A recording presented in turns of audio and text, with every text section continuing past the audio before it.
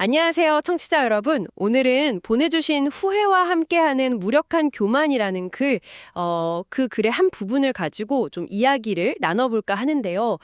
교만이랑 후회, 이 두 감정이 되게 복잡하게 얽혀 있잖아요. 네, 맞아요. 특히 이 글에서는 그 관계를 좀 흥미롭게 풀어내고 있죠. 네, 글의 핵심을 먼저 좀 짚어보면요. 그거 같아요.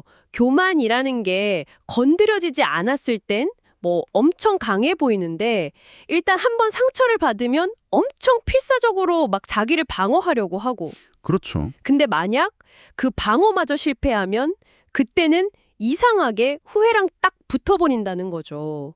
이게 그냥 잘못했다 이게 아니라는 거예요. 맞아요. 단순한 반성이 아닌 거죠. 그래서 오늘은 이 좀 복잡한 마음의 흐름이랄까? 그 결과를 좀 같이 따라가 보려고 합니다. 자, 한번 들어가 볼까요? 네. 우선 글에서는 교만을 처음엔 이렇게 묘사해요. 상처받지 않은 상태?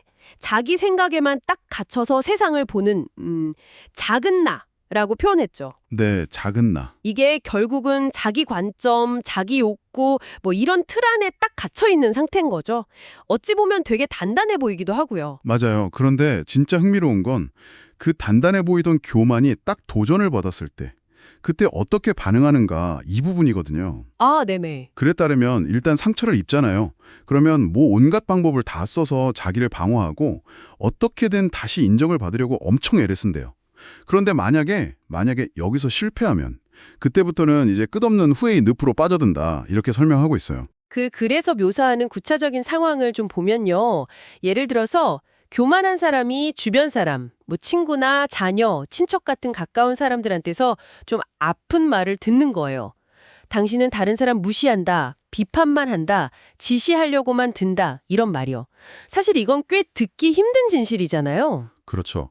정곡을 찌르는 말들이죠. 그런데 정말 신기한 건 바로 그 순간이 자기를 이렇게 돌아보는 계기가 잘 안 된다는 거예요. 오히려 다른 방향으로 확 가버린다는 건데, 왜 그럴까요? 바로 그 지점, 네, 거기서 무력하고 거짓된 후회라는 개념이 딱 등장해요. 이게 아주 중요한 포인트 같아요. 뭐냐면 이 후회는요, 자기의 그 교만한 행동 자체를 반성하는 게 아니에요. 절대. 아, 행동 자체가 아니고요. 네. 대신에 교만이 도전을 받아가지고 잃어버리게 된 것들 있잖아요. 예를 들면 예전에 누렸던 그 우월감, 아니면 뭐 남들한테 받던 칭찬, 다른 사람 위에 이렇게 서 있던 그 느낌 같은 거. 그런 것들을 막 그리워하면서 후회하는 거예요. 아, 그러니까 후회의 대상이 완전히 다른 거네요? 그렇죠. 방향이 완전히 잘못된 거죠. 자신의 교만이라는 그 진짜 원인, 뿌리는 전혀 못 보게 눈을 가려버리는 거예요. 어떻게 보면 이것도 일종의 자기 기만이라고 할 수 있어요. 아, 그렇군요. 후회는 하는데 그 이유가 내 잘못된 행동 때문이 아니고 그것 때문에 내가 잃어버린 어떤 과거의 영광 같은 것 때문이라니. 와, 듣고 보니까 정말 교묘한 함정이네요. 네, 맞아요. 그리고 더 안타까운 건 뭐냐면요. 이런 상태가 종종 외부적인 문제랑 또 맞물린다는 거예요.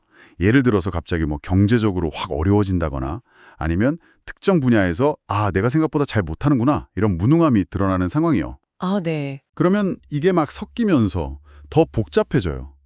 내가 교만해서가 아니라 그냥 운이 없어서 아니면 뭐 저 사람 때문에 일이 이렇게 된 거야. 이렇게 생각하기가 너무 쉬워지는 거죠. 교만이라는 그 진짜 문제를 볼 기회를 점점 더 놓치게 되는 거예요. 결국 외부 탓을 하면서 자기 안의 문제는 점점 더 깊이 숨어버리는 거군요. 그럼 이 사람은 어떻게 되는 건가요? 그냥 그 상태에 머무는 건가요? 글에 따르면요. 교만의 반대가 뭐죠? 겸손이죠. 네, 겸손이죠. 이 겸손을 배우는 대신에요. 교만이 예전에 자기한테 가져다 줬던 그 달콤함, 그 힘, 뭐 그런 것들을 잃어버린 것에 대한 후회 속에서 계속 괴로워한다는 거예요. 사실 교만 때문에 모든 문제가 시작된 건데도 말이죠. 아, 아이러니하네요. 네, 결국은 자기가 판 함정에 스스로 빠져서 막 허우적드는 셈이에요. 교만이랑 후회가 서로를 꽉 붙잡고 놓아주지 않는 그런 악순환에 딱 갇히는 거죠. 이걸 좀 더 넓게 보면 이건 상처받은 교만이 어떻게 스스로를 파괴해가는지 그 과정을 보여주는 거라고도 할 수 있고요. 정말 다시 일어서기가 힘든 상태가 되는 거예요. 듣기만 해도 좀 답답한 상황인데요. 그러면 혹시 변호의 가능성은 전혀 없는 걸까요? 그래서는 아주 약간이지만 한 가지 가능성을 슬쩍 내비치는 것 같기도 해요. 아주 극심한 시련이나 고난, 심지어 불행 같은 거요. 그런 극한의 고통 속에서 비로소 겸손을 배우게 될 수도 있다고요. 이건 좀 충격적인데요? 꼭 그렇게까지 힘든 일을 겪어야만 변할 수 있다는 뜻일까요? 네, 저자도 그런 극단적인 상황을 언급하고 있긴 해요. 아마 그건 제 생각에는 우리가 계속 얘기 나눈 그 교만 후의 순환 있잖아요. 네. 그게 워낙 강력하고 스스로를 계속 강화시키는 속성이 있다 보니까 어지간한 충격 없이는 그 고리를 끊고 나오기가 정말 어렵다고 본 것 같아요. 그만큼 이 문제가 뿌리 깊다는 걸 좀 역설적으로 보여주는 거죠. 물론 뭐 이게 유일한 길이다 이렇게 단정하는 건 아니겠지만 그만큼 변화가 어렵다는 점을 강조하는 대목이라고 생각해요. 정리를 좀 해보자면 교만이 한번 상처를 입고 나서 후회랑 만나면 이게 어떤 성찰이나 성장으로 이어지는 게 아니라 오히려 잃어버린 과거의 특권, 거기에만 집착하면서 현재의 발목 잡히는 약간 마비 상태로 이어진다는 거네요. 네, 정확해요. 마치 잃어버린 왕관만 계속 하염없이 바라보느라 앞으로 한 발짝도 못 나가는 그런 상태랄까요?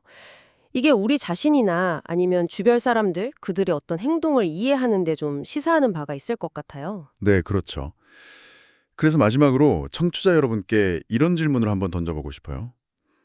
이 글은 아주 극심한 고통이 때로는 이 깊은 교만의 굴레에서 벗어나는 거에 거의 유일한 길일 수 있다고 좀 강하게 암시하고 있잖아요. 네. 그렇다면 이 글에서는 뭐 자세히 다루지는 않았지만 혹시 덜 극단적인 다른 계기들은 정말 없을까? 예를 들어서 아주 진심 어린 관계 속에서의 어떤 깨달음이라든지 아니면 뭐 조용한 성찰의 순간들 그런 것들이 이런 깊이 뿌리 박힌 교만을 스스로 좀 인식하고 조금씩이라도 벗어날 수 있게 돕는 그런 열쇠가 될 수는 없을지 한 번쯤 생각해 보시면 어떨까 합니다.